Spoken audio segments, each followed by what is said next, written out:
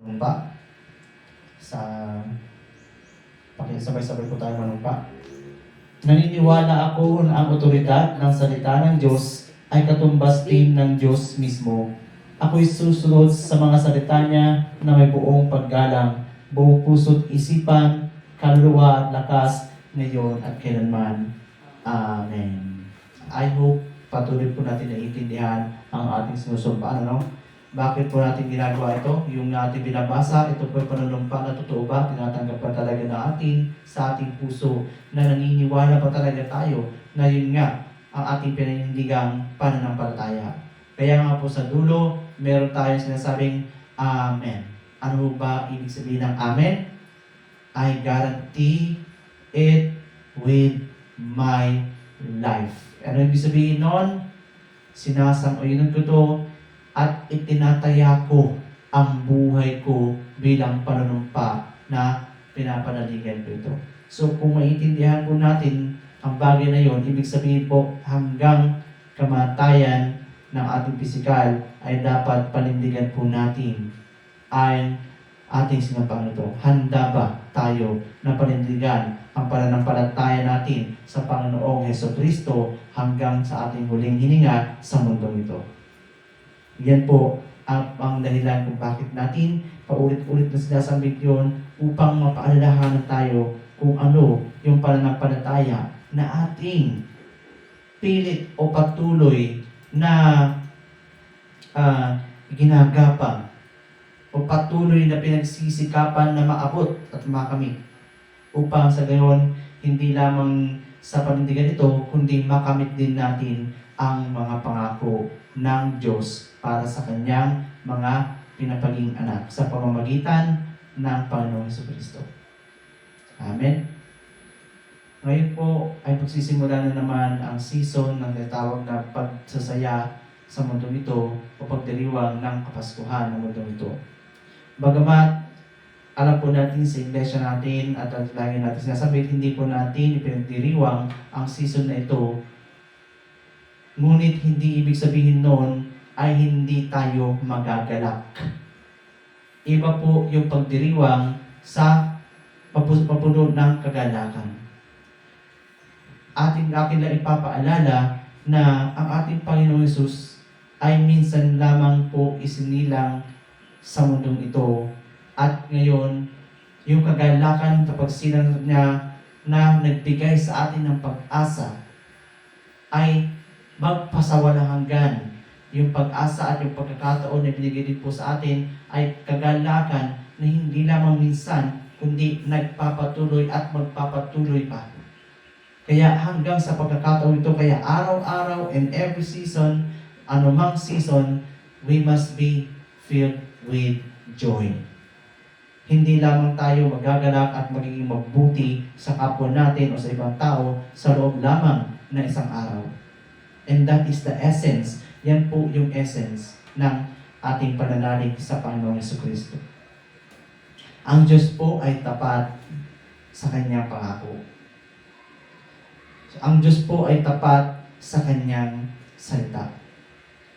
Ang Diyos po ay may pananampalataya o may pananalig. Kung tayo na mga tao na nais ng Diyos na manalig sa Kanya, ang Diyos naman po ay nananalig sa Kanyang sarili. Kaya ang Diyos din po ay may pananampalataya. Kaya kahabag-habag ang mga taong walang pananampalataya sa Diyos. Bakit po ang Diyos ay pwedeng manalig o nananalig sa Kanyang sarili? Dahil ang Diyos ay Diyos, hindi po niya kayang baliin ang Kanyang salita. Kahit na wala pong manalig sa Kanya, kahit na walang maniwala sa Kanya, siya pa rin ay Diyos at hindi niya babaliin ang Kanyang salita magpakailanman. Hindi niya kinakailangan ang tao para siya ay mapuspos ng kabanalan, mapuspos ng kaluhatian, kalakilaan, dahil ang Diyos po ay noon pa man dakila na siya, noon pa man maluwalhati na siya, noon pa man puno na siya ng katwiran. Siya ay matuwid na. Kaya ang tao, sumamba man sa kanya o hindi, hindi mawawala ang kanyang kadakilaan. Hindi mawawala ang kanyang kalwalatian. At yan po, ang katapatan ng Diyos sa kanyang sarili, na kapag kanyang sinabi, mapangyayari. Hindi niya babaliin. Kapag sinabi niya, utos ay ganito, ito po ay hindi mababalik. Kapag sinabi niya, ito, standard ng kanyang katwiran, ito ang standard ng kanyang pangako, hindi po niya yun babaliin. Kung sinabi niya, ito ang standard ng kaligtasan, hindi po niya yun babaliin. Hindi niya ikukompromiso ang kanyang salita o ang kanyang pamamaraan ayon sa pamamaraan ng tao. Dahil alam niya na ang pamamaraan o gawi ng mga tao, gawi ng pamumuhay ng tao ay malayo sa kabanalan ng Diyos. Palayo ng palayo. Sila ay, ang gawin ng tao ay mapansarili para sa kanila. Marumi sa kanyang harapan. At kailanman, hindi niya sasang-ayunan o hindi niya ito-tolerate kung ano ang hindi banal, kung ano ang mali. Kaya maraming tao na inaakala nila na dahil sila'y naging pinapaging anak ng Diyos o dahil sila'y tumanggap sa Panginoon Hesus, ang akala nila okay lang na magpatuloy sa kanilang maling pamumuhay. Akala nila ayun na yung gawi ng Diyos para sila ay maligtas.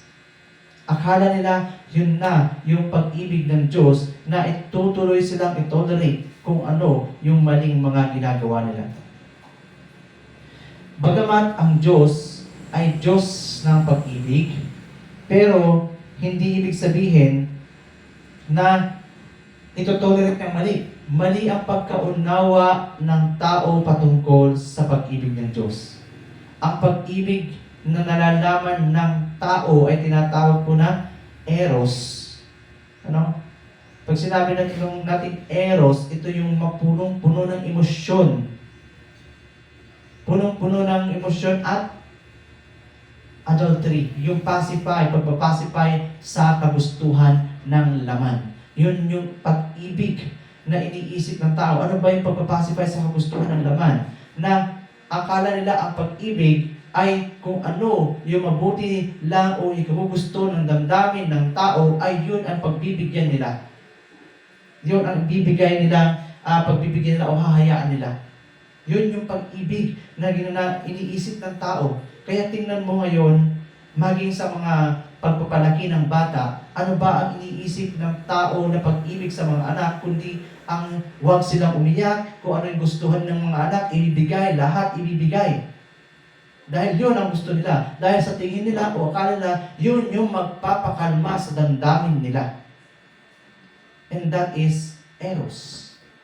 Hindi lamang po yun, yung eros na yun. Siyempre, alam natin sa magkasintahan o sa lalaki babae, may emosyon na pumipintig sa kanilang puso na akala nila yun yung dapat nilang pagbigyan, and that is eros. Kaya nga, yun yung klase ng relasyon na tinatangkilik ng mga tao sa mundo ito. Kaya, yun, dahil yun ang minana o yung pinakilala, maging isang paraan, yung pagiging adulterous. Sandali lang.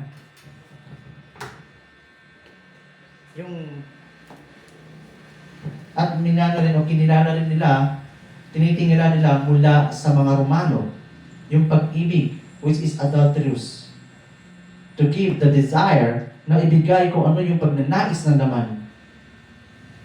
Kaya nga hindi natin, alam niyo po, hindi din po natin pinapatronize o hindi namin sinusundan yung romantic love. Bakit po ba tinawag na romantic love? Is from the Romans Empire. Ano ba yung romantic love? Ibig sabihin sila noon, alam naman natin sila punong-puno ng adultery.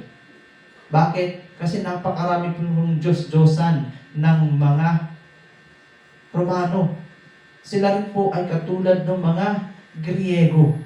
Kung ang Griego, di ba, meron silang mga ilang Diyos Diyos na pinapangalanan nila, at ganoon din sa Romano. May katumbas na pangalan ng Diyos sa kanila. God of War, God of Beauty, and so ganun pa man. Marami silang mga ganun-ganun. Hindi po naiintindihan ng tao ang tunay na pag-ibig ng Diyos. Dahil ang tunay po ng pag-ibig ng Diyos ay mas mataas pa doon sa tinatawag na eros. Kaya nga ang pag-ibig ng Diyos, ang tawag po natin doon ay agape. At yung pag-ibig po ng Diyos na ito na agape ay punong-puno ng pagtitiis. Punong-puno ng sakripisyo. Kaya ano ba ang tunay na pag-ibig? Sabi ng Panginoon Hesus, ang ialay mo ang iyong buhay sa iyong kaibigan. That is the true love. Sacrificial ang totoong pag-ibig. Kaya nga kapag umibig ka, kapag nag-asawa ka, ay ang pag-ibig ng totoo ay punong-puno ng pagtitiis sa inyong mag-asawa. Tama po ba? Whatever, kasi sinumpaan niyo yan. Sinumpaan yan sa hirap, sa ginhawa. We must be consistent na gampanan kung ano yung ating pananagutan na sinumpaan. At hindi lamang po yan basta sinumpaan. Ang totoong pag-ibig at totoong kasal ay talaga namang alam natin kaya tayo humaharap, di ba, sa iglesia, humaharap sa likod ng Diyos. Kasi yan, ibig sabihin, nanunumpa ka sa harapan ng Diyos mismo. Ibig sabihin, nangangako ka sa harapan ng Diyos na hanggang sa huli, till death do us part, kailangan gampanin at panindigan ang pangakong yan. Hindi lang tayo, ito maraming pagkamali, ang akala ng mga kinakasal, nanunumpa lang sila sa bawat isa, pero sa totoo lang, ang kasal, nanunumpa kayong dalawa sa harapan ng Diyos. At hindi lang yun, sa totoong Kristiyano, sa totoong mga mananampalataya, ang sumpaan niyan o ang sumpaan niyan ay hanggang sa huli magsasama kayo upang luwalhatiin parangalan ang Diyos sa buhay ninyong mag-asawa. And that is the true essence of marriage. Diba? Ganun po ang pag-ibig ng Diyos sa atin. Yung pag-ibig po ng Diyos sa atin ay bilang mga tao na nasadlak sa kasalanan, ibinigyan tayo ng pag-asa. Binigyan tayo ng pagkakataon upang baguhin yung o nakagawian ng ating pamumuhay na hindi angkop o hindi sang-ayon doon sa panuntunan ng Diyos. Hindi siya in line doon sa utos ng Diyos. Hindi siya in line sa kalooban ng Diyos. Yung gawin ng pamumuhay ng tao, napakadami mga tradisyon, paniniwala, at kung ano-ano pa mga klase ng mga inaalala, mga araw na inaalala na hindi naman karapat-dapat, na wala na sa pamantayan ng Diyos. Yun yung sinasabi ng Diyos na babaguhin natin. Yun yung ibinigay sa atin ng Diyos na pag-ibig. Na isinakripisyo niya ang kanyang kaisa-isang anak upang ibigay ang pagkakataon na yon upang baguhin natin ang ating mga gawin. Dahil yung una, alam natin, namatay tayo sa kasalanan. Sabi nga sa aklat ng Genesis na namatay si Adan dahil sa pagsuway. At yung kamatayan yun ay hindi siya physical na kamatayan, kundi namatay sa espiritu. At ang kamatayan yun ay kumalat, nagpatuloy-tuloy hanggang sa mga henerasyon na ito ay naroon. Kaya nga sinabi, kahit sa mga propeta, ay sinasabi lagi nila na hindi pa man tayo isisilang, nandun pa sa sinapupunan ng ating ina, ay makasalanan na ako, maging si Job, ay kanyang confession. Bakit? Dahil nga po, tayo ay nagkasala sa pamamagitan ni Adan. At yun yung kasalanan na dapat nating ituwid ngayon. Maaalis lamang ito o o mapapatawad lamang ito sa pamamagitan ng pananalig natin sa ating Panginoon Yesus. Sa pananalig natin sa Kanyang ginawa doon sa Kalbaryo ng krus. Sa Kanyang dugo na nabubo, tayo ay nilinis. Dahil alam natin bakit ba kailangan niya magbubo ng dugo? Dahil sa unang tipan, para mapagtakpan ang kasalanan, kailangan nilang magbubo ng dugo ng hayop. Kailangan nilang pumatay ng hayop at kunin ng dugo upang ihandog doon sa altar. At yung alam natin na sinasabi niya sa aklat ng mga Hebreo na hindi mapapatawad ang kasalanan ng tao sa pamamagitan ng dugo ng mga hayop. Kaya may kinakailangan pa na may isa na magbubo ng dugo na kinakailangan walang kasalanan at walang ibang nakagawa nun kundi ang Panginoon Hesus. Dahil ang Panginoon Hesus lamang po ang natatangi na isinilang sa mundong ito na kailanman ay hindi siya nagkasala. Sa utos ng Diyos na ibinigay sa pamamagitan ni Moises doon sa mga Israelita, wala ni isang nakatupad sa lahat ng ito. Dahil sabi niya, kahit na masunod mo lahat o sinusunod mo lahat ang inuutos mo doon, pero meron kang isang nilabag, ibig sabihin, nilabag mo pa rin ang kautusan. Kaya wala ni isang tao na nakagawa o kinalugdan ng Diyos na nakatupad sa lahat ng yun. Kaya kinakailangan pa na ang Panginoong Hesus ang pumarito upang tupdin ang lahat ng mga utos na yun, ang kautusan na yun. Walang duda, ang Panginoong Hesus po ay nagawa niya yun dahil siya ay anak ng Diyos. Dahil kanino ba nagmula ang utos na yun? Nagmula sa Kanya. Kaya naman siya mismo, yung utos niya ay tinupad niya sa kanyang sarili. Kaya wala tayong maidadahilan sa ating Panginoon Hesus na dahil Diyos siya at siya ang may karapatang mag-utos, ay hindi natin pwede sabihin na unfair. Dahil siya mismo na nagbigay ng utos, siya ay pumarito upang tupdin ang lahat ng yon. At hindi lamang yon, kundi tinupad niya yon na katulad sa pamamagitan ng katulad ng isang tao. Kaya siya nagkatawang tao upang tupdin ang kautusan na yon na sa katawang mahina mismo upang siya ay maging modelo ng lahat ng sangkatauhan.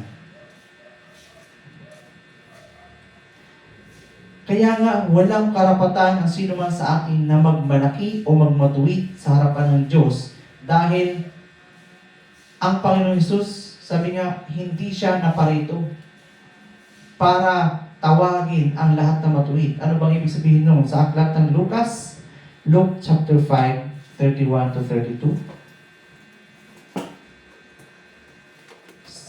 Sabi po niya rito.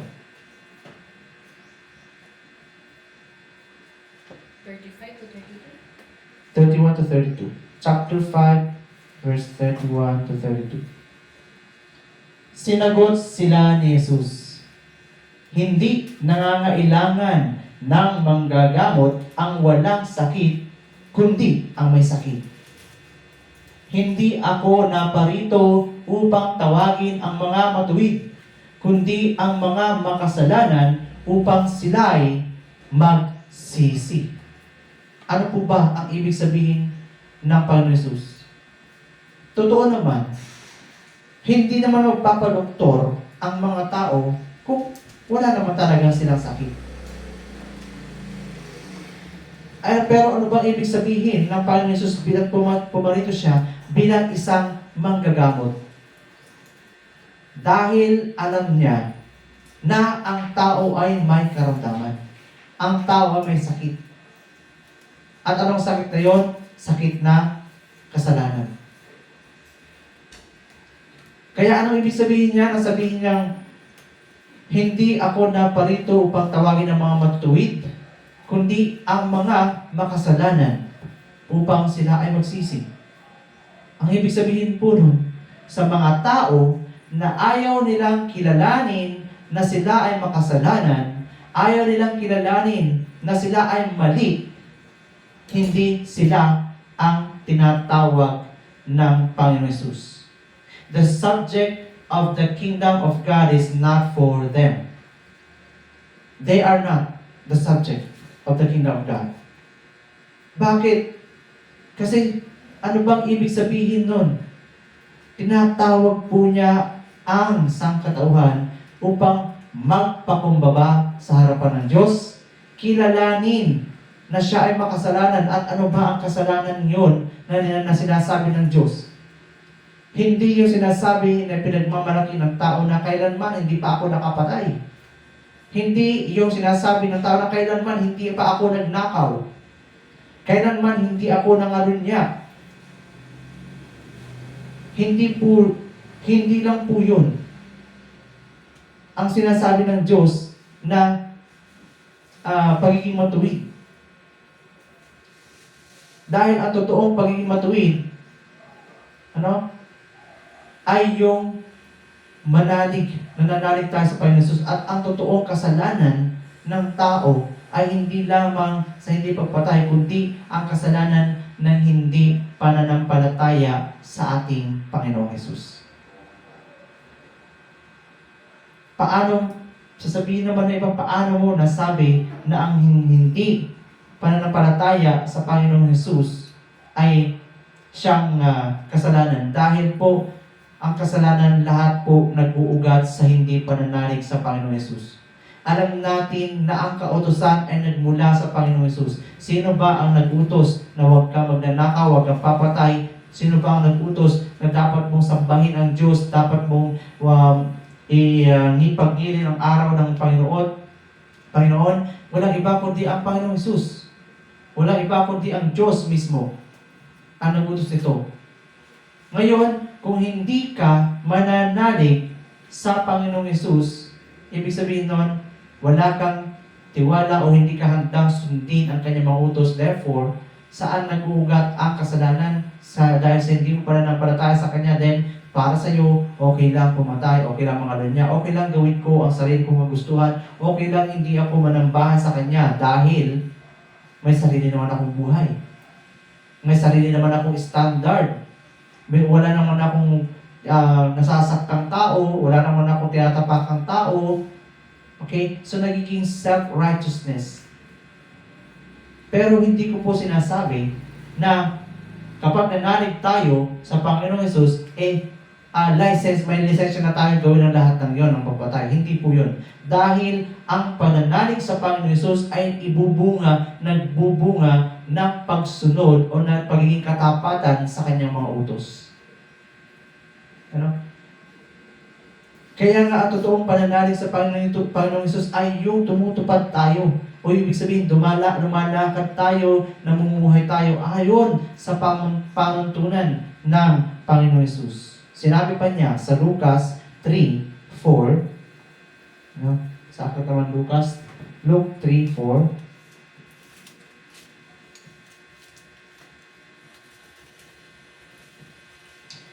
sa ngayon, natupad ang nakasulat sa aklat ni Propeta Isaias. Ito ang pahayag ng isang taong sumisigaw sa ilang. Ihanda ninyo ang daraanan ng Panginoon. Gumawa kayo ng mga matuwid na landas na kanyang lalakaran. So, ano ba ibig sabihin po nito? Yung pong sinasabi ng Panginoon Jesus si John the Baptist mismo ang nagsabi na ituwid. Ano ba ituwid? Itutuwid natin yung gawin ng pamumuhay natin bilang tanda ng pagsisisi. Ito po kasi yung totoong repentance. Ang totoong pagsisisi ay hindi po yung umiiyak ka sa harapan ng Diyos gabi-gabi.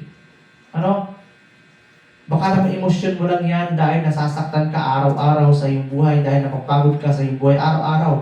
Pero ang totoo po kasi yung pagsisisi ay yung maling ginagawa mo ay babaguhin mo ayon sa pamantayan ng Diyos. Kung noon, dati kang lasinggero, anong gagawin mo para magsisi? Dahil nananalig ka sa Panginoon Jesus, ang sabi ng Panginoon Jesus, hindi ba, huwag kang magpapakalasing. So, ibig sabihin, kung nananalig ka o nasa Panginoon Jesus at gusto mong magsisi at makinig sa Kanya, then baguhin mo yung iyong kinagisnan o kinagawian at sumunod ka sa pamantunan ng Panginoong Jesus. Dahil sa totoo lang po, the gospel of grace, ito po talaga yung ibig sabihin ng gospel of grace. Kita mo, marami kang marinig dyan sa kung saan na siyempre mahilig mag-preach ng gospel of grace, pero ang totoong gospel of grace, yung pagsisisi. Dahil ano ba yung ibig sabihin ng grace o kagandahang loob? Ibig sabihin po, ang kagandahang loob ay pagbibigay ng pagkakataon na tayo ay makapanumbalik sa Diyos. A chance to return to God na ipinapahayag ng ating Panginoon Jesus. Hindi lang po si John the Baptist ang nagpahayag niyan. Basahin po natin ang Mateo chapter 4 verse 17. Sino ba ang unang nagpahayag ng gospel of grace? Wala iba kundi ating Panginoon Jesus. Sabi po niya, magmula noon ay nangaral na si Jesus. Itinuturo niyang magsisi na kayo at talikuran ang inyong mga kasalanan sapagkat malapit nang dumating ang kaharian ng langit. For the kingdom of God is at hand. Ano pong ibig sabihin ito? Even the Lord Jesus Christ, ano po ang kanyang kauna-unahang preach? The gospel of grace, repent. Binibigyan na tayo ng pagkakataon na magsisi ng Diyos. Binibigyan na tayo ng Diyos ng pagkakataon pang magsisi sa ating mga kasalanan. And that is grace. Dahil ano ba ibig sabihin nun? In the past, doon sa panahon ng kautusan na ibinigay kay Moses, kapag ikaw ay lumabag sa kautusan, ang parusa ay ikaw ay kailangang batuhin hanggang sa mamatay, and that is the penalty of sin. Ibig sabihin, pag napatunayan na ikaw ay nagkasala, lumabag sa kautusan, no chance, die. Wala nang pagkakataon, kailangang mamatay, kailangang patayin ka. Ganon kalupit ang kautusan. Ngunit nang dumating ang Panginoon Jesus, anong sabi niya? Magsisi na kayo. Magsisi na kayo. So, a chance is being given to us. At ito yung gospel of grace. Pero ano ang pagkaunawa ng gospel of grace ng karamihan even in the Christianity? Na kapag sinabi ng gospel of grace, ang Panginoong Jesus namatay para sa akin, namatay pang tubusin ang kasalanan ko. So, ako ay nananalig sa Kanya, pero ang gagawin nila, ang buhay pa rin nila ay tuloy-tuloy pa rin the same. The same kung ano yung mga maling ginagawa, the same kung ano yung mga tradisyon, the same kung ano yung mga kultura ng kanilang tribo, pamilya, na hindi naman kalugod-lugod o hindi naman ayon sa pamantayan ng Diyos, which is doon mo makikita na sino ba talaga yung tumatanggap sa kagandahan loob ng Diyos. At sasabihin nila, ay dahil mahal na mahal naman ako ng Diyos, dahil para sa akin namatay siya, so okay lang, papatuloy ako sa aking ginagawang kasalanan. Maraming nagsasabi, hindi ko na kailangan pumunta sa church para lang sabihin na ako ay nananalig sa Panginoon Jesus. And then, self-righteousness, hindi po ito yung sinasabi ng Diyos na grace of God. The grace of God. When Jesus began to preach, He called for repentance. Hindi ba? Ano ba ang pahayag din? Ano ba ang sinasabi ng ating Panginoon Jesus at itinutos niya sa kanyang mga disipulo, mga apostol? Mayo kayo, ipahayag niyo ang magandang balita. Yun po kasi ang magandang balita. Hindi yung tolerating. Hindi yung tolerating sa mga mali na ginagawa natin na iiyak ka lang sa harapan ng Diyos kapag nasaktan ang damdamin mo, tapos sa Kanya ka hihingi ng tawad, But after that, pag okay na naman ang buhay mo, tutuloy, babalik ka na naman doon sa iyong kinagisnan, babalik ka na naman doon sa dati mong ginagawa na kasalanan. Which is not. Hindi po yan ang essence of grace. Tapos sasabihin ng iba, ang pananakot, kung ang preacher ay puro pananakot na lang ang gagawin ay at hindi nila ipinipreach ang gospel of grace, then that church is heresy. In fact, hindi po natin nilalampasan the gospel of grace. Pero ang ating pinaninigan dito, kung tinanggap natin the gospel of grace, then anong sabi dito? We must continue in the discipline according to the way of God. Bakit? Ano ho ba ang mali? Sa pagpapatuloy sa disiplina ayon sa kautusan ng Diyos na sinabi nga naman ng Panginoong Hesus na walang sino mang pwedeng mag-abolish ng law. Hindi mo wala sino man pwedeng bumali o baguhin ang kautusan. Sasabihin ng iba, once saved, you're always saved. Ganun kasi. Yung sa gospel of grace kasi kadalasan ganun. Once saved, you're always saved. Kaya sasabihin nila, ligtas ka na, tinanggap mo na ang Panginoon Jesus, okay lang yan, okay na yan, gawin mo lahat na magustuhan mo. So, it's wrong. Ano ba ang mali by continuously disciplining yourself in according to the way of God? There's nothing wrong with that. We must continue. Okay, of course, kailangan natin panindigan na tinanggap natin ang kaloob, kagandahan ng Diyos hanggang sa huli ng ating buhay. And that is why the Bible, ang Biblia, tinuturuan din po tayo to have discipline in all aspects of our lives. Discipline in mind, discipline in the spirit, discipline even in the body, in physical, discipline in the environment, lahat po yan. Dahil yun naman talaga ang essence, even the Holy Spirit. Kasi nga kung parang talagang pinagpala tayo at tinanggap natin ang banal na Espiritu, and the Holy Spirit must magbubunga. Ang bunga ng banal na Espiritu from internal going to external. Una-muna nga tayong babaguhin internally sa ating attitude. Di ba? Noong nakaraan, discuss natin about the fruits of the Holy Spirit and the gifts of the Holy Spirit. At yun nga po, yung fruit of the Holy Spirit, unti-unti mismo sa iyo magsisimulang mamunga, and then internally, and then outwardly. Mamumunga yan. Kung talagang nasa sa iyo ang banal na Espiritu at tinanggap mo. Kaya nga, even in our character, ano ba yung palaging kang panawagan sa atin? In Ephesians chapter 2 verse 5, naway magkaroon kayo ng karakter o ng nakatulad ng Panginoong Hesus. Because He is the very character na sa pamamagitan ng katawang tao ay naging matuwid siya sa harapan ng Diyos dahil hindi niya nilabag ang kautusan. That's why He is the perfecter of our faith. Siya yung sentro ng ating pananampalataya. Amen? Hindi yung patuloy tayo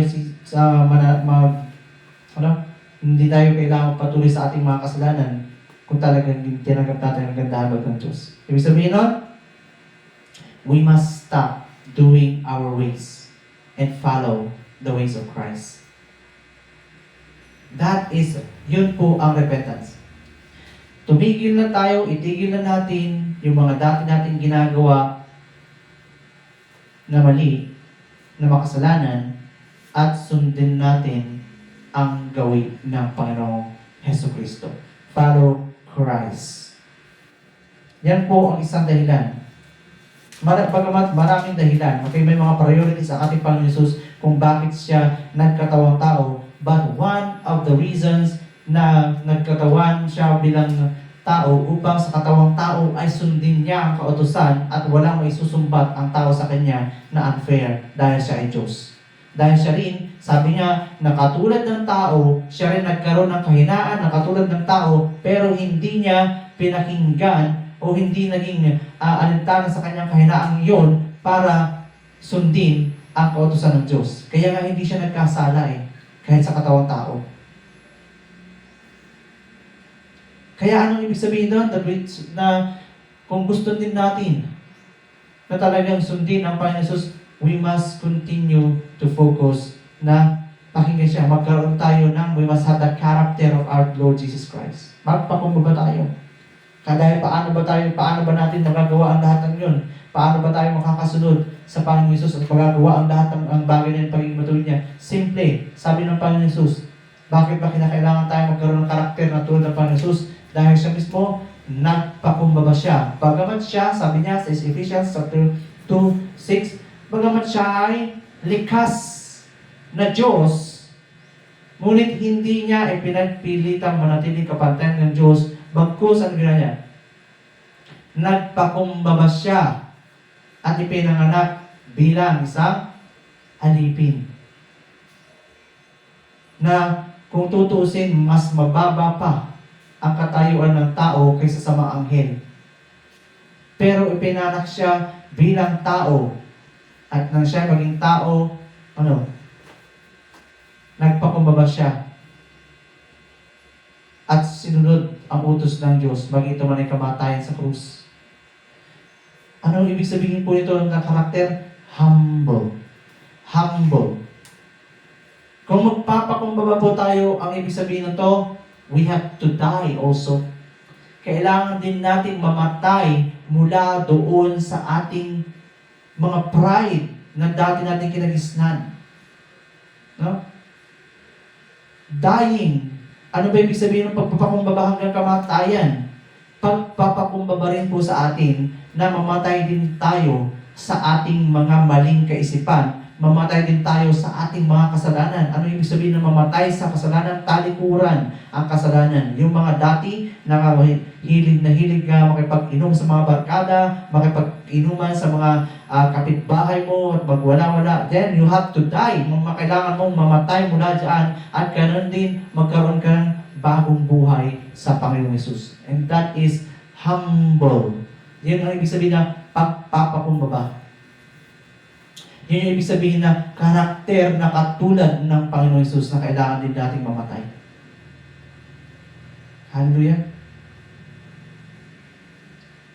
Hindi po natin magagawa yan sa ating sarili disiplina kung ating isipin lang o didisiplinahin natin sarili na ayaw ko na mag-inom dahil masama sa aking pakiramdam, masama sa aking katawan.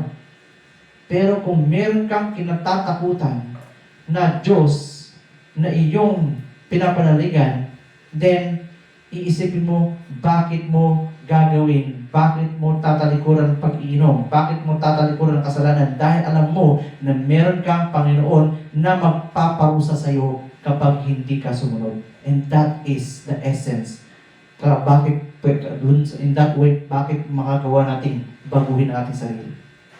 And not only that, God is good. Dahil sa panahon na gusto nating baguhin ang ating sarili mula sa kasalanan at tayo nahihirapan, then it will be God who will give us strength. Doon yung pagkakataon, yung punto na tutulungan tayo ng Diyos na ibigay ang kalakasan yun na kailangan natin upang pagtagumpayan ang kasalanan. Kaya nga ang kasalanan, ang mga tukso, sabi nung kaibigan ko, nung mga katrabaho ko, kanta-kanta sila, no? O tukso, layuan mo ako. Ano? But the point is, hindi ka lalayuan ng tukso dahil ikaw mismo ang dapat lumayo sa tukso. Dahil ang tukso, lalapit sa iyo, totoo. That's why, in us, God is teaching us, ang Diyos, tinuturuan tayo to have discipline, lumayo kayo sa anumang marumi. Lumayo kayo sa anumang masama. Diba? And He added, in a way, sabi niya, manalangin kayo upang hindi kayo matukso. Bakit kailangan natin manalangin? Kaya nga, whether ikaw lalaki man o babae, kailangan mo manalangin. Ang totoong pagpapakalalaki ay yung kaya mong ipagpakumbaba ang sarili mo sa harapan ng Diyos and ask for help dahil hindi mo na kaya sa sarili mo. Ask for help from God, hindi sa tao. That is, yan talaga ang totoong pagpapaka-lalaki, pagpapakatao. Ang marunong kang tumawag sa Diyos dahil in that way, kaya nga nilikha ng Diyos, a man was created in His image. Bilang man, ang totoong tao ay talagang nagpapakumbaba. Marunong ibaba ang kay sarili. Kaya ang hindi pagpapakumbaba ay hindi yan pagpapakatao. Kaya nga may tawag, pagpapakademonyo. Ano? That is the way of demons. Pagpapakadiablo, ang hindi pagpapakumbaba. Dahil yan ang karakter ni Satanas mismo.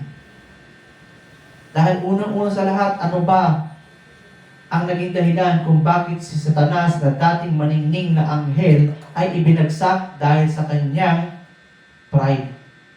Dahil ayaw niyang magpakumbaba. Bagkus ang gusto niya maging kapantay ng Diyos, which is bawal or violation. Sa isang nilikha ng Diyos ay papantayin niya ang Diyos mismo. Malaking kahibangan ang kanyang ginawa. Kaya siya ay binagsak. Hallelujah. Kaya nga, ang ating pananampalataya, hindi tayo nakafocus doon. Hindi dapat tayo nakafocus doon sa o nakadepende doon sa ating mga nakikita. Ang pananampalataya natin, hindi ba nananalig tayo sa Espiritu at sa katotohanan, nananalig tayo sa hindi natin nakikita. So, ang pananalig natin ay nakafocus tayo sa Panginoong Hesus, bagamat hindi natin siya nakikita, ay alam natin na totoo ang kanyang mga salita. Kaya nga sino ang magpalad, sabi ng Panginoong Hesus, nung kanyang sabihan, yung kanyang disipulo, si Thomas, si Doubting Thomas, di ba? Anong sabi ni Doubting Thomas? Hindi ako maniniwala hanggat hindi ko siya nakikita na aking mga mata, hanggat hindi ko siya nahahawakan o nilalagay aking daliri doon sa kanyang pinagpakuan, doon sa kanyang mga palad. Okay, nagpakita ang Panginoon Hesus sa kanya. Nahawakan ni Tomas, nakita ni Tomas, nailagay niya yung kanyang daliri doon sa pinagpakuan, sa palad ng Panginoon Hesus. Saka pa rin niya sinabi, my Lord and my God. Ano sabi ng Panginoon Hesus sa kanya, mapalad? Sino mapalad? Siya ba? Hindi. Mapalad ang mga nanalig sa akin, bagamat hindi ako nakita. So that is the true faith. Yun yung pananampalataya na mapalad. Kaya nga hindi natin kinakailangan ng mga na maghanap ng makikita o mahawakan para lang sabihin na, ay totoo, may Diyos ako. Ito na ang aking Diyos. Hindi na para sabihin na, ay totoong may Diyos dahil ito na siya, ito yung kanyang imahe. That's why it's wrong. Hindi yun ang pananampalataya natin. In Hebrews 12, 1-3. Pakibasa, basahin ko natin.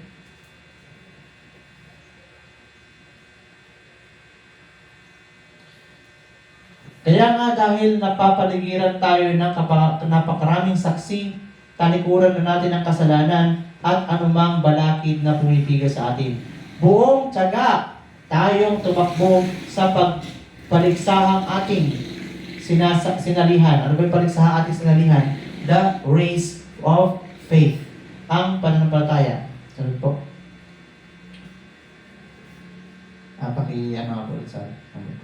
Verse 2. Itoon, okay?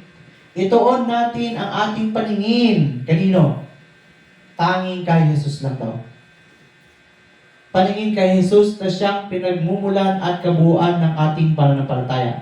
Dahil sa kagalakan naghihintay sa Kanya, hindi niya ikinahiya ang mamatay sa krus at siya ngayon ay nakaupo sa kanan ng trono ng Diyos. Isip-isipin ninyo kung gaano ang tiniis niyang pag-uusig ng mga makasalanan upang hindi kayo manlupaypay o panghinaan ng loob. Ano ba ang pananampalataya natin na nakatuon sa Panginoong Yesus?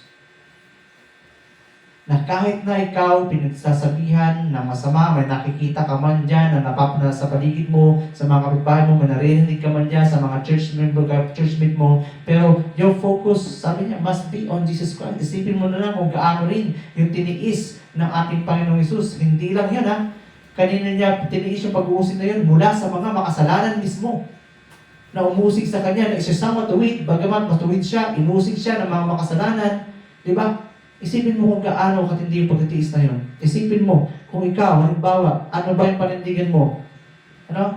Siya nga, ganyan siya. Tapos, alam naman, makinig ako sa kanya. Di ba? Ganyan yung katwiran natin, di ba? Hindi kung makapagsabi ka sa akin, di ba? Ganyan ugali mo, tapos nagsasabi ka sa akin ng ganyan. Di ba? Ganun tayo. Pero ang Panginoon Jesus, sinumbat ba niya yan? Makasalanan ka, magsasalitaan mo ko ng ganyan? Hindi. Tiniis niya. Di ba? Tiniis ng Panginoon Jesus yun. Hindi niya pinagmalaki na bagamat siya ay matuwid, na siya ay makasalanan, na wala kang karapatan na sabihin niya. Pero, totoo naman, in sense, wala naman talagang karapatan, pero hindi ipinagmalaki ng ating Panginoon Jesus. Bagkus, ang naging focus ng Panginoon Jesus? Focus doon sa utos ng Diyos. Focus, ano yung pinapagawa ng Ama sa Kanya. Focus. Kaya magkaroon tayo, ano yung focus natin sa faith life? Hindi kaya ang pananampalataya natin hindi nakadepende kay pastor, hindi nakadepende sa kaibigan mo, hindi nakadepende sa magulang mo, na kung ano yung ano na yung gusto niya sabihin. O hindi lang nakadepende sa iyong leader. Paano nga kapag ang leader mo naging corrupted na? Paano kung ang church mo naging corrupted na? Anong gagawin mo? Focus ka ba ron? O you must continue to focus on our Lord Jesus Christ? Dahil alam natin ang Panginoong Jesus, kapag na-corrupt na ang church, ano bang ginagawa niya? Kino-close niya. O hindi man mag-close yung church, ibig sabihin nun, kino-close niya yung pagbabala ng langit. Ibig sabihin, kapag na-corrupt na ang church, titigil na ang Diyos sa kunti pagpapadala sa kanila ng truth. Kaya nga may mga church na nagiging false prophet, marami na nagkakaroon ng false prophets. Dahil maging sa past, sa lumang tipan, may mga propeta na makurap. Nung nakurap sila, ano nangyari? Pinadalhan sila ng Diyos ng spirit of delusion. Na yun yung sinasabi, iisipin nila na tama yung ginagawa nila, pero malayo na pala sila sa Diyos. Ibig sabihin, itutulak na sila sa kanilang kapahamakan. Bagamat akala ng mga tao yun, ay buhay pa rin kami, ito pa rin kami, o church pa rin kami, buo pa rin ang church. Kahit na ganito ginagawa namin, akala lang nila. Pero kung wala na po tayo sa katotohanan, kung malayo na tayo sa kalooban ng Diyos, then, hindi na po dadaloy papatuloy doon ang pagpapala ng Diyos, at even ang haba, maging ang kagandahang loob ng Diyos o yung kanyang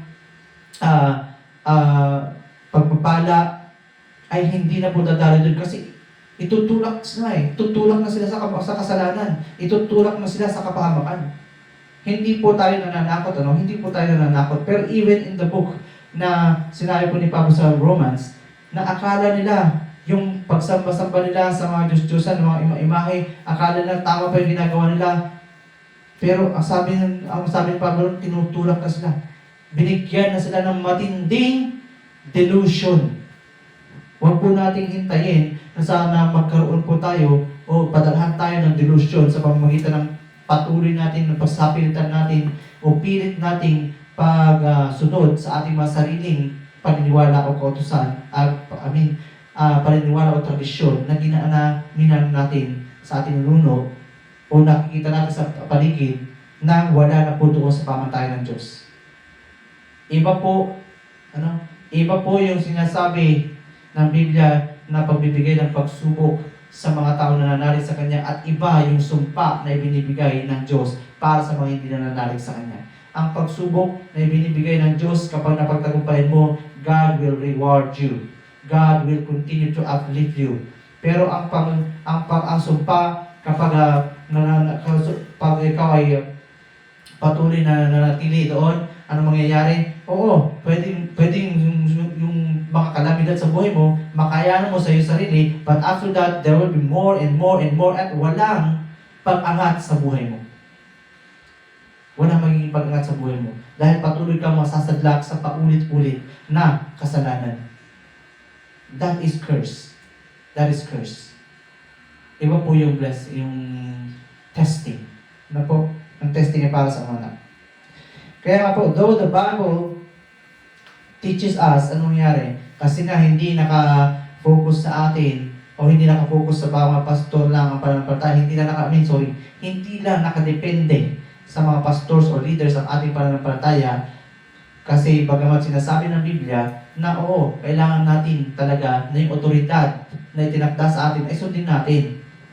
Okay? Pero bagamat itinuturo ng Biblia na sundin natin ang mga otoridad natin, pero in case yung focus po natin sa Panginoon Jesus kailangan hindi mawala. Dahil para upang makurap man ang mga leaders natin, makurap man, maging ang bansa natin, ano mangyayari?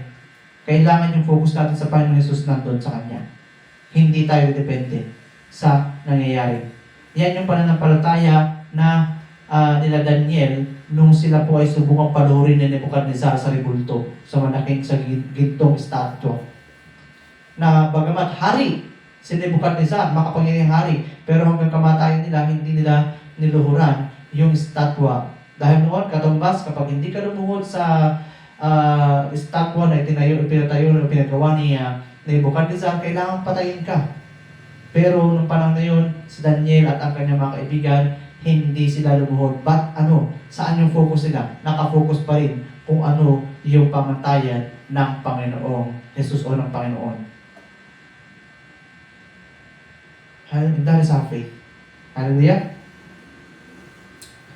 Now, Jesus, nung pumarito po ang ating Panginoon Jesus, bagamat meron siya, ay pinanganak siya mula pagkabata. Tandaan po natin, sino ba ang otoridad sa buhay natin? Bakit tayo nakapokus sa Panginoon Jesus? Because He is the authority. Bagamat ang Panginoon Jesus ay pumarito siya sa pamamagitan ni Maria.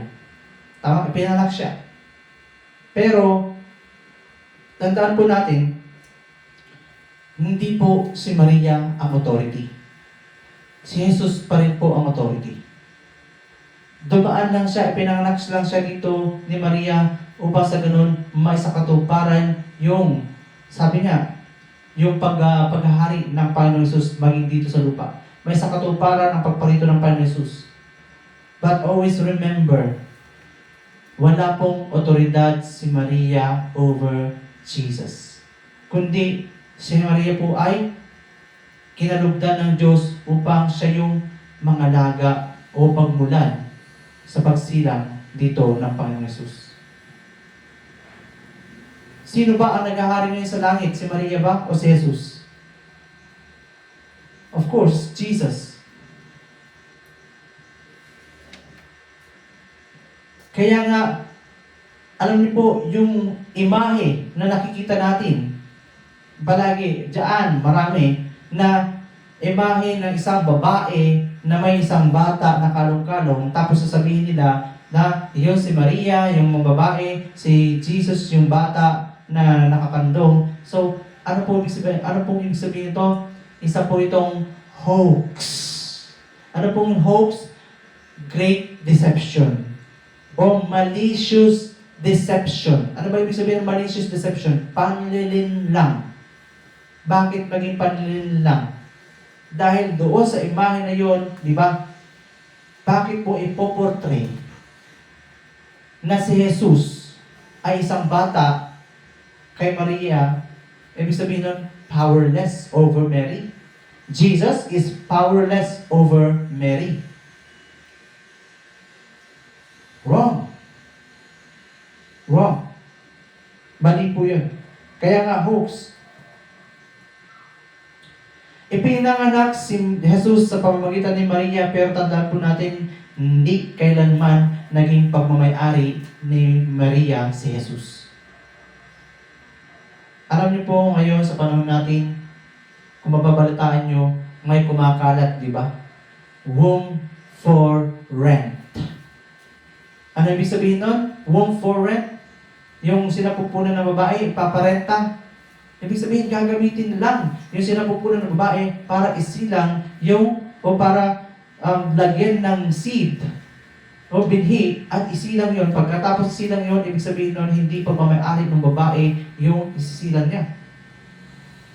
So, ano ang pagkaibahan nun na mas higit pa ron ang kayang gawin ng Diyos na ginamit ang sinapupunan o ginamit si Maria upang sa pamamagitan nun ay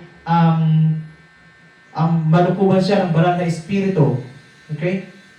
At sa pamamagitan nito, ang banal na espiritu ngayon ay sa pamamagitan ng banal na espiritu ay magsisilang siya ng isang sanggol.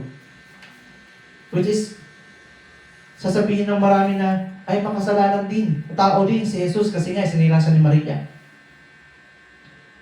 Sabi niya, banal na espiritu nga ang kumugkom sa kanya. Diba? He was conceived by the Holy Spirit. Ang binhi ay hindi nanggaling kay Jose. Hindi po binhi ni Jose, hindi binhi ni Adan. Ano?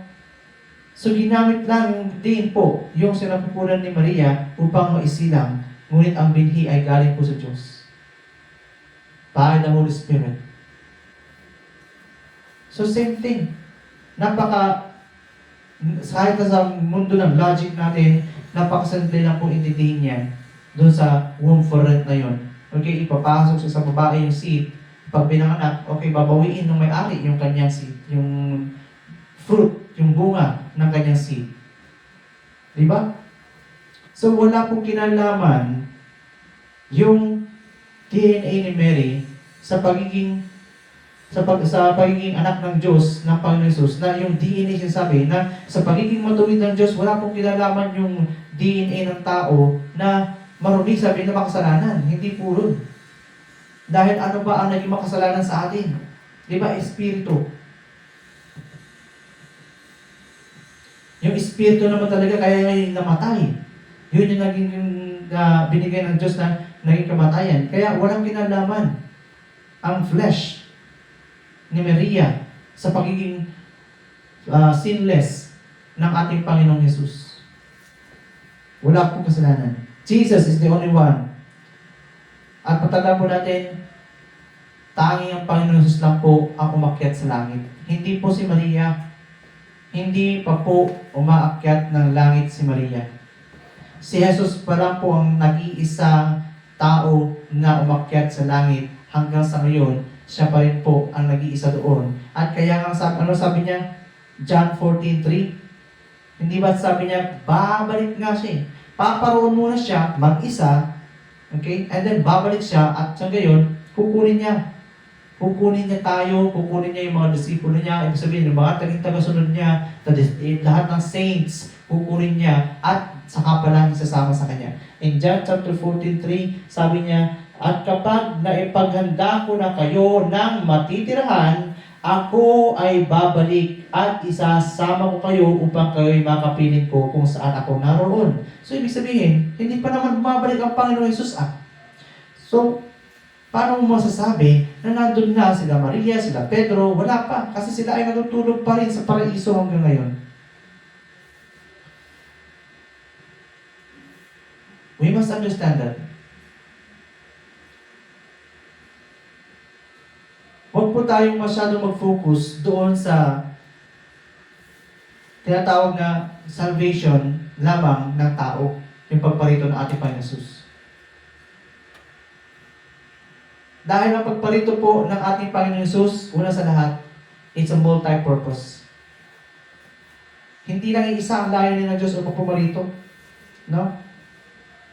The coming of our Lord Jesus Christ here on earth is multi-purpose. Not only salvation of mankind. Una sa lahat. Kaya nga, una sa lahat, ang kanyang priority, first priority, of course, sa ating main text. Ano sabi niya ron? Basahin po natin. Luke chapter 1:31-3. Yung pinakaunang layunin ng Diyos para sa kanyang pagparito. Bakit siya sisilang? Napakalinaw po. Ano? Bakit siya sisilang ni Maria? Si Lucas, alam natin na isa siyang doktor. Bagamat may sinasabi si Mateo sa Matthew chapter 1 na yung reason ng pagparito na nagsisila ang Panginoon Jesus ay para sa ililigtas niya ang kanyang bayan mula sa kasalanan. Pero si Lucas, mas higit doon ang kanyang nakita. Ngunit hindi naman mali si Mateo. Makinig ka, sabi niya doon sa Lucas. Ikaw ay maglilihi at manganganak ng isang sanggol na lalaki. Siya ay papangalanan mong Jesus. Okay? Ito, yung unang layunin. Siya ay magiging dakila at tatawaging anak ng kataas-taasan at ibibigay sa kanya ng Panginoong Diyos ang trono ng kanyang amang si David upang maghari sa angkan ni Jacob magpakailanman. Ang kanyang paghahari ay pangwalang hanggan. Number one na reason o na priority bakit pumarito ang Panginoong Jesus to enthrone heaven. To enthrone, for the enthronement. Ano? Yun yung unang-una. Pangalawa, okay, pumarito siya, okay, yun yung unang layunin, pumarito siya, may pangalawa siyang priority. Ano sabi niya rito sa 1 John chapter 3:8, 1 John 3:8, pumarito rin siya, of course, dahil nga doon sa langit nung pagkatapos lumikha, nagkaroon ng kaguluhan sa langit at binagsak dito si Diablo at dito kailangan mahusgahan si Diablo dahil nga bawal ang kaguluhan sa langit.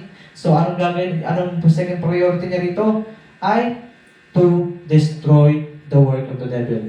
Ang nagpapatuloy sa kasalanan ay kampo ng Diablo sapagkat sa simula pa ay gumagawa na ng kasalanan ang Diablo. Kaya, naparito ang anak ng Diyos upang wasakin ang gawa ng Diablo.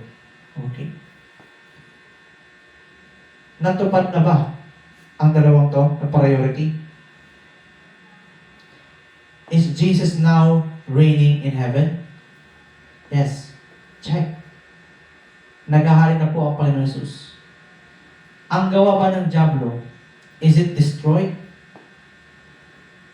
Yes. Nung ang Panginoon Jesus natin ay muling nabuhay dahil siya ay pinatay ni Diablo, so He destroyed the power of the devil. He destroyed death.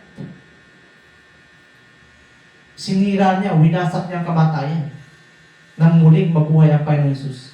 And not only that, kung ating patuloy na susundin ang mga utos ng Panginoon Jesus, mararamdaman mo na talagang nawasak na ang kapangyarihan ng Diablo o ang gawa ng Diablo. Why? Kasi maging ikaw at ako ay binigyan niya ng otoridad at kapangyarihan na magpalayas ng demonyo. Therefore, dito mo maiintindihan ng lubusan that the work of the devil has been destroyed. That's why demons, casting out demons, is a glorious gift of God to us. Isang napakatinding regalo ng Diyos para sa atin. Ano? And the third priority ay doon pa lamang yung salvation. Yung salvation of mankind. Kaya huwag natin ipagmamalaki. Ano? Wala tayong karapatan na ipagmalaki sa harapan ng ating Diyos na, ay, mahal ako ng Diyos. Kaya, okay lang, magpatuloy ko sa ganito. So, we must not become conceited. Ano ba ibig sabihin ng conceited? Ang pagiging conceited po ay baka masyadong tayong proud sa ating mga sarili. Sobrang proud na tayo sa ating mga sarili bilang mga, sabihin natin, naninarig na ako sa Panginoong Jesus. Okay na ako, nag-church na ako. O hindi ko na kailangan makinig sa'yo. Nag-church na ako sa church namin. So, it is being conceited. Kapag yun na lang, kapag hindi natin pinapakinggan o hindi tayo nagpapatuloy sa pagsasaliksik o yung upang maging pagninilay-nilay sa salita ng Diyos, then magiging conceited po tayo. Ano, ibig sabihin nun, proud na, sobrang proud na natin dahil, ako naintindihan ko na yan. Nabasa ko na ang Biblia. Alam ko na yung sinasabi mo, then you are becoming conceited. Nagiging sobrang proud ka. Dahil ang kagandahan loob ng Diyos, is to humbly accept, patuloy na magpapakumbaba. At sa pagpapakumbaba na yun, bakit ka uma-attend ng Lord's Day every Lord's Day, o tuwing linggo? This is a sign of humility. Ito ay tanda ng pagpapakumbaba mo sa harapan ng Diyos. Bakit? Ano bang ibig sabihin ng pag-attend ng Lord's Day? Ang pag-attend po ng Lord's Day ay physical o bodily gesture na lumuluhod tayo sa harapan ng Diyos. Kaya paano mo masasabi na ikaw ay umiibig sa Diyos o ikaw ay nananampalataya sa Panginoon Hesus na hindi ka uma-attend sa kanyang kongregasyon o sa kanyang iglesia? Hindi ka uma-attend ng pagtitipon para sambahin ang Diyos. Hindi ka nakikiisa o bowing down. Dahil itinakda ng Diyos ang kanyang mga lingkod upang pangunahan ang pagsamba. Kung pwede lang, kung hindi sana nagtakda ng Diyos ng mga pastor na magli-lead sa bawat isa din, kanya-kanya tayo, bawat bahay, doon tayo lumuhod. Tama? Hindi. May ibinigay, may isinend off ang Diyos upang sila ang magpahayag ng katotohanan. At pinaalalahanan ni Pablo, huwag natin kalitaan ang pagtitipon. And even in the Old Testament, ano bang pangutos? Ipangilin mo ang araw ng Panginoon. Observe the Lord's Day. Observe Sabbath. Paano mo sinasabi na ino-observe mo ang Sabbath na ginagawa mo sarili mong kagustuhan? It's a wrong notion. If we say, I have faith in Jesus, I love Jesus, but do not attend the Lord's Day, then you are conceited at hindi lang conceited, nagkakasala ka pa. Dahil utos mismo ng Diyos ang pag-observe ng Lord's Day.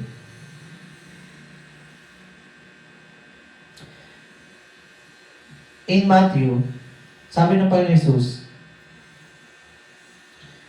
kanina, Jesus would be born to save His people.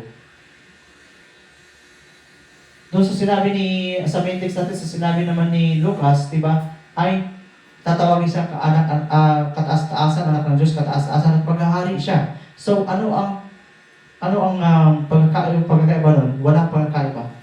Dahil same thing, paano ba ililigtas ng Diyos o ng Panginoon Jesus ang sangkatauhan? Of course, gaya ng ginawa ni Moises, He must lead them out of Egypt. Kailangan niya pangunahan sila palabas ng Ehipto. So, ibig sabihin, sumunod ang lahat ng kailangan sumunod upang sila ay makalabas sa Ehipto. Kung hindi sila susunod, then paano sila makakalabas sa Ehipto? Same thing with us, ang Panginoong Jesus ay kailangan niyang mag-lead. Now, siya ang nanguna na tumupad sa kautusan ng Diyos at para maalis tayo sa kasalanan. Ngayon, anong kailangan natin gawin? Kailangan natin sumunod. Kung hindi tayo susunod sa Kanya, hindi tayo makakalabas sa Ehipto. Kung hindi tayo susunod sa Kanya, hindi tayo makakaulagpos o sa ating kasalanan. That's why we must obey Him. Kaya nga, kailangan niya maghari upang siya ay maging focus ng lahat.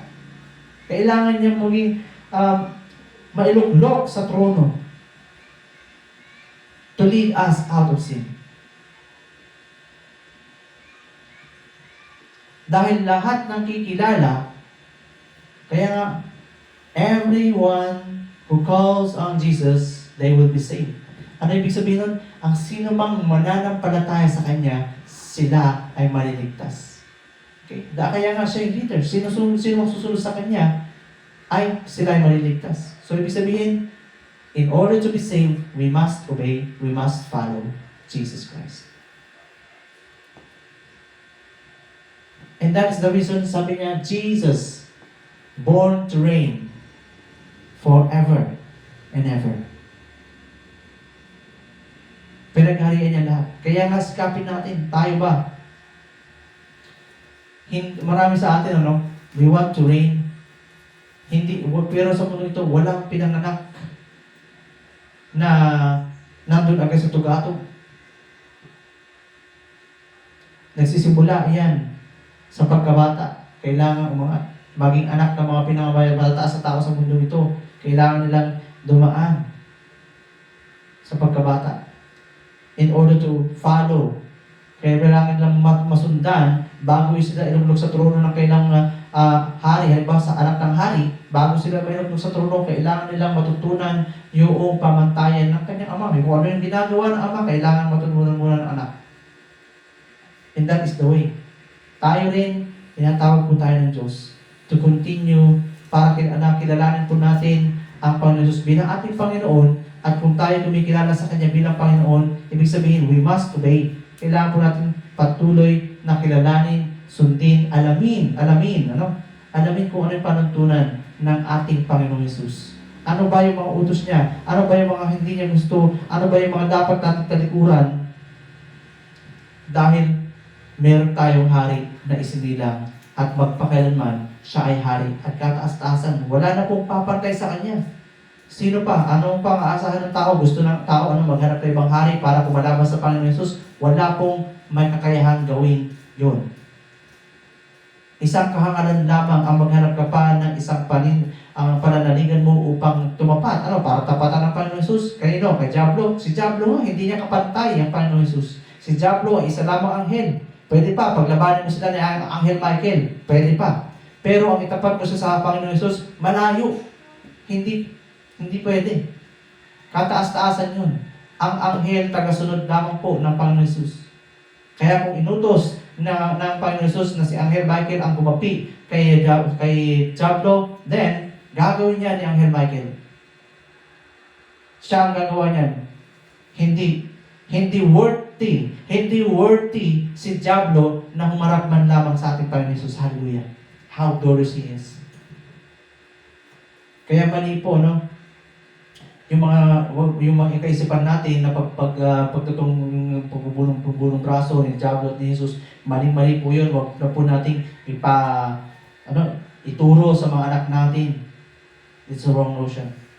That's why kilalanin po natin. That's why, bakit po natin kailangan na makilala pa ni Jesus, kailangan na ma-set, maintindihan na ang Panginoon Jesus ay natunay nga na ipinanganak upang maghari. Kailangan i-set po natin yung authority ng Panginoon Jesus sa atin. In our hearts, in our mind, kailangan po ma-set natin, meron tayong Panginoon. At ang Panginoon natin ito, siya ang magli-lead sa atin out of sin, out of darkness, out of poverty, out of all stress, out of all worries. Jesus is reigning forever and ever. Submit to Him. Have trust in Him. Sabi niya sa John chapter 14, you believe in God, believe also in me. Hallelujah. Kaya nga po sa pagkataon ito, tayo manalangin. Let us thank God. Pasalamatan po natin ng Diyos na nagkaloob sa atin ng kaluhatian, kagaya nito, binigyan tayo ng pagkakataon na maranasan ang kanyang nagandalo, pagkakataon upang makapagbago, makapagsisi sa ating mga kasalanan at baguhin ang ating pamumuhay. At humingi tayo patuloy na tulong sa Kanya upang ipaunawa sa atin, ipaalam sa atin ang pamantayan niya at patuloy tayo na magkaroon ng kalakasan, kasigasigan at kagalakan na tumupad sa kalooban niya at manatili sa Kanya. Let's shout in Jesus and let's pray. Jesus! Jesus!